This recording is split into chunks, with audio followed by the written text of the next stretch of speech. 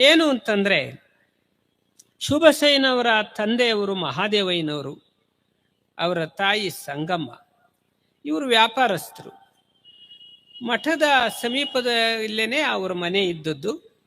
ಹೀಗಾಗಿ ಮಠದೊಡನೆ ಬಹಳ ವಿಶೇಷವಾದಂಥ ಒಂದು ಸಂಪರ್ಕವನ್ನು ಹೊಂದಿದಂಥವರು. ಹಾಗೆ ಮಠಕ್ಕೆ ಪ್ರತಿ ದಿವಸ ಅವರು ಸ್ನಾನ ಮಾಡಿಕೊಂಡು ಮನೆಯಲ್ಲಿ ಶಿವಪೂಜೆ ಮಾಡಿಕೊಂಡು ಮಠಕ್ಕೆ ಬಂದು ಕರ್ತೃಗದ್ದಿಗೆ ದರ್ಶನ ಮತ್ತು ಶಿವಬಸವ ಅಜ್ಜನವರ ಪಾದಕ್ಕೆ ನಮಸ್ಕಾರವನ್ನು ಮಾಡಿ ಪ್ರತಿ ದಿವಸನೂ ಕೂಡ ಮನೆಗೆ ಹೋಗಿ ಆನಂತರ ವ್ಯಾಪಾರ ಮಾಡುವ ಪದ್ಧತಿಯನ್ನು ಮಹಾದೇವಯ್ಯನವರು ಇಟ್ಕೊಂಡಿದ್ರು. ಒಂದು ಸಾರಿ ಆ ಮಹಾದೇವಯ್ಯನವರಿಗೆ ತುಂಬ ಜ್ವರ ಬರ್ತದೆ. ಅವಾಗ ವೈದ್ಯರನ್ನ ಭೇಟಿ ಮಾಡ್ತಾರೆ. ಆ ಕಾಲದಲ್ಲಿ ಶಿವಬಸವ ಅಜ್ಜವರ ಕಾಲದಲ್ಲಿ ಇಡೀ ಹಾವೇರಿಗೆ ಇದ್ದಂಥ ದವಾಖಾನೆಗಳು ಕೇವಲ 2.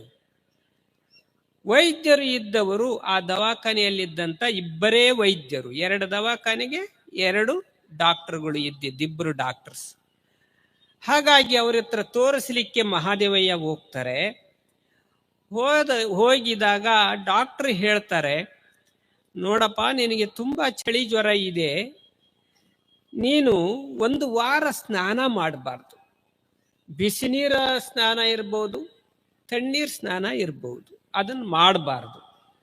ಮತ್ತು ಪಥ್ಯ ಆಹಾರವನ್ನು ಊಟ ಮಾಡಿ ನೀನು ಇರಬೇಕು ಆರಾಮಾಗೋವರೆಗೂ ಅಂತ ಡಾಕ್ಟ್ರು ಹೇಳಿ ಕಳಿಸ್ತಾರೆ.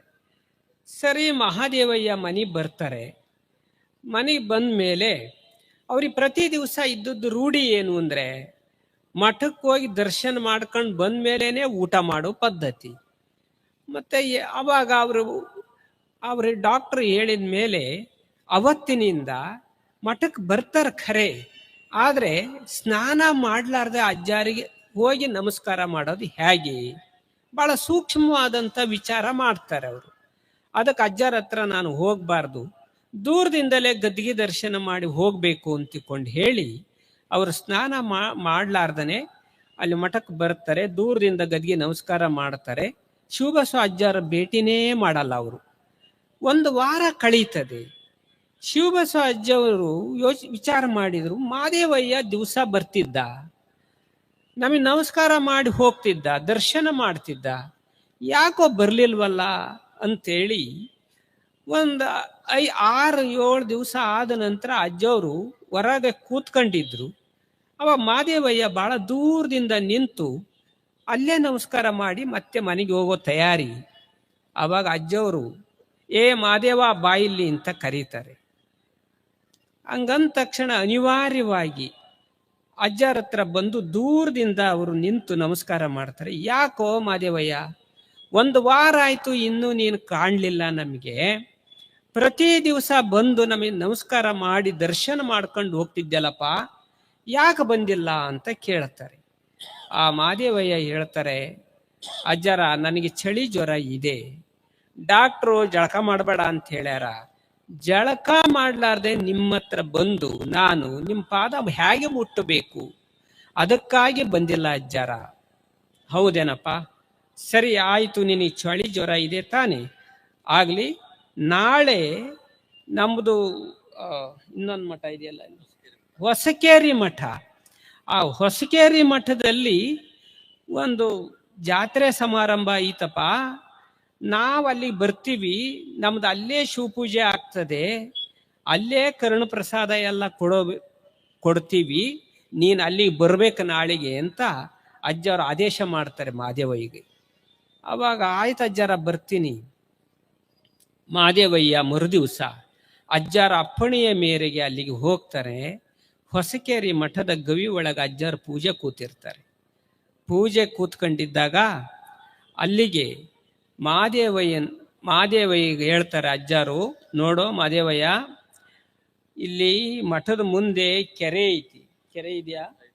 ಕೆರೆ ಇದೆ.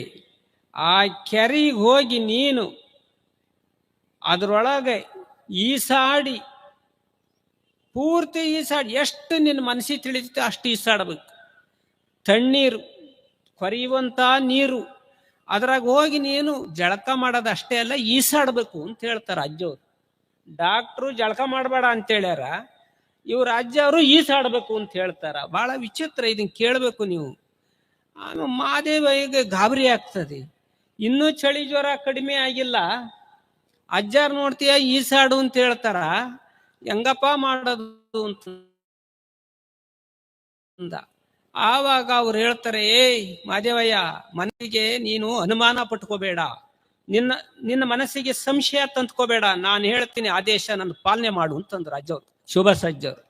ಆಯ್ತು ಅಜ್ಜಾರ ಅಂತಂದು ಅವನು ಹೋಗಿ ಕೆರೆ ಒಳಗೆ ಹೋಗಿ ದಾಪ್ ಅಂತ ಬಿದ್ದು, ಅವ್ರಿಗೆ ಎಷ್ಟು ತಿಳಿತಿತ್ತೋ ಅಷ್ಟು ಈಸ್ ಹೊಡಿತಾರೆ.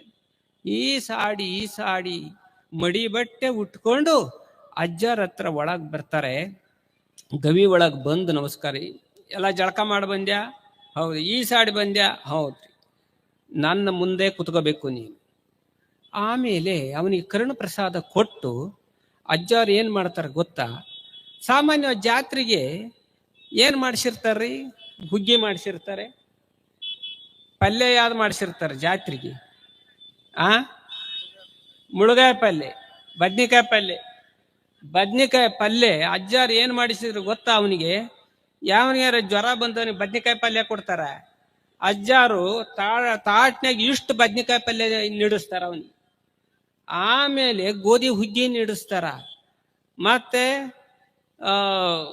ಕೋಸಂಬರಿ ಅಂತ ಮಾಡಿ ಅದನ್ನ ನೀಡಿಸ್ತಾರ, ಉಪ್ಪಿನಕಾಯಿ ನೀಡಿಸ್ತಾರ. ಇಂಥದ್ದು ಎಲ್ಲದು ಕರೆದದ್ದು ಏನಿರ್ತದ, ಮೆಣಸಿನ್ಕಾಯಿ, ಅವು ಎಲ್ಲಾ ನೀಡಿಸ್ತಾರ. ನೀಡಿಸಿ ಅವ್ರ ಮುಂದೆ ಕುಂದಿರ್ಸ್ಕೊಂಡು, ಇವತ್ತಿದೆಲ್ಲದನ್ನು ಸರಿಯಾಗಿ ಹೊಟ್ಟೆ ತುಂಬ ಉಣ್ಣು ಅಂತ ಹೇಳಿದ್ರು ಅವ್ರು. ಡಾಕ್ಟರ್ ಹೇಳ್ಯಾರ ಜಳಕ ಮಾಡಬೇಡ, ಡಾಕ್ಟರ್ ಹೇಳ್ಯಾರ ಇಂಥದ್ದೇನು ಕರ್ದದ್ದು ಪರ್ದದ್ದು ತಿನ್ನಬೇಡ, ಅನ್ನ ಹಾಲು ಉಣ್ಣು ಅಂತ ಹೇಳಿ ಕಳಿಸ್ಯಾರ.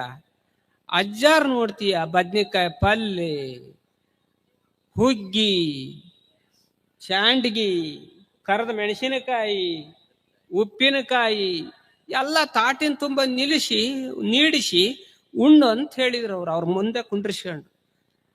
ಅವನಿಗೆ ನಾಲಿಗೆ ಒಂದು ವಾರದಿಂದ ತಲೆ ಕೆಟ್ಟಂಗಾಗಿತ್ತು.